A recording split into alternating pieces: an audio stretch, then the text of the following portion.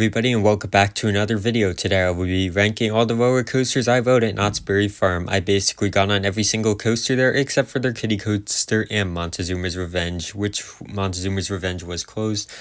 Knott's Berry Farm is also overall an awesome park that you need to check out when you go to California.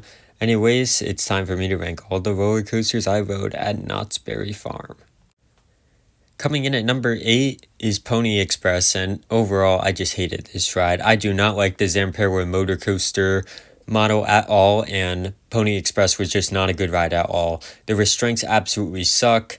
The ride is just extremely boring. It does absolutely nothing. The launch is alright, but the restraints just absolutely ruin this ride and does not make it a good ride at all. Not a fan of Pony Express at all. Number 7 is Coast Rider, another pretty bad coaster. This is not a good Wild Mouse coaster at all. If it weren't for the restraints, this actually would be one of the better ones, but the restraints just ruin this ride. The shin guards hurt really bad, and that ruins the ride overall. If it didn't have those, it would be a solid Wild Mouse coaster, but overall, Coast Rider is just not a good ride at all. Number 6 is Jaguar. This is a fun family coaster that basically just takes you over the pathway and basically gives you a scenic tour of the park. That's how I feel the ride is. So it's not really a thrilling ride at all, but basically it's just a monorail, so you just kind of get good views of the park from it. It's definitely meant to be a family coaster. Overall, it's not a bad ride. It's kind of boring, but overall, it's all right. I'm not going to trash on it too much because really it's not meant to do anything but give good views to the park, I guess. But overall, it was okay. Just a family coaster, nothing special at all.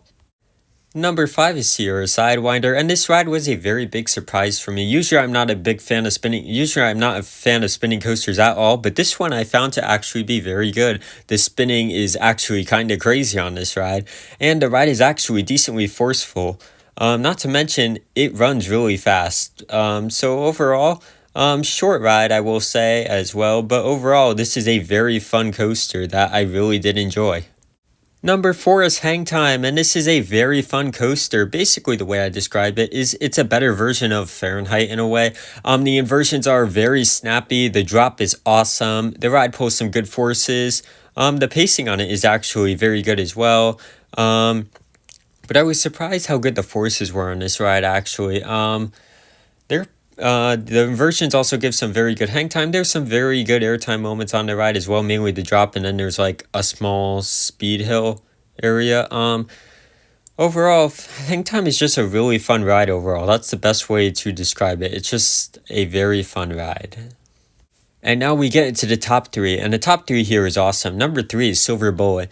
This ride is absolutely incredible. I do not understand how people call this a low-tier invert at all. This is easily the most underrated inverted coaster I've ever ridden. The ride is extremely snappy in the back row. The ride has some extremely good forces at some moments. The pacing is really, really good. It's very snappy, as I said, especially after the 0G roll, where you just go into like this very snappy section. The corkscrews are extremely snappy. You also get a decent airtime pop, like on that one overbank before you hit the Cobra roll. Overall, this is just a fantastic B&M invert that I really did enjoy. I don't get why people hate on this ride actually so much, as it is a very fun inverted coaster. I know some people that are big fans of this ride, but I also know some people that do not really like this ride at all. What I will say is the drop on this ride is definitely pretty stupid, but after the drop, every other moment just hits hard. The vertical loop also pulls some good forces. The Cobra roll is awesome, and then that corkscrew section is insane. And the final hill pulls some good forces. Overall, this is an absolutely fantastic coaster that you must ride when you go to Knott's Berry Farm. At number 2 is Accelerator. This is my favorite intimate accelerator I've done that is currently operating. King to Ka overall is my favorite, but now that that's defunct, this is my favorite intimate accelerator that is currently operating. This ride is absolutely fantastic. That launch is extremely powerful, and one of my favorite launches on any coaster. The top hat provides some amazing ejector airtime, actually. The overbanks pull some really good forces, which I wasn't expecting, but they really do, and the ride's pacing is absolutely insane, which is obvious because intimate accelerators always have very good pacing.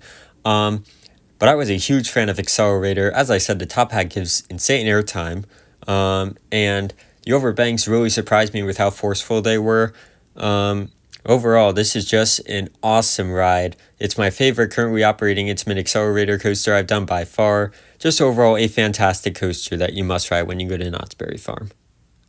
At number 1 is Ghost Rider. Now this one's interesting because throughout the day, this just kept moving up on my rankings. My first ride on it was very disappointing, and I had it at number 3 in the park actually. As the day went on, it just kept getting better and better, but it was mostly number 3 in the park, still behind Silver Bullet and Accelerator. However, my night ride on it, my opinion, just completely changed. Night rides on this, you got to do it at night. It is absolutely unbelievable at night. The pacing is absolutely incredible. The airtime is amazing, but my favorite part of this ride has to be the laterals. The laterals are absolutely crazy. As you just get slammed to the side of the train every single time on these turns. These turns are crazy. Some of these smaller hills provide some amazing ejector time. This is definitely a back row ride. But as I said, you must ride this at night. During the day, it is not the same as it is at night. At night, this ride is completely different. It has a similar case to the Beast, where the Beast is just so much better at night. And that's the same case with Ghost Rider. This is overall an absolutely fantastic coaster and definitely the best ride at Knott's Berry Farm that you must ride when you go here, especially at night. So yeah, that is my rankings of all the roller coasters at Knott's Berry Farm. Make sure to like this video, also subscribe to the channel, and I'll see you all next time. Goodbye.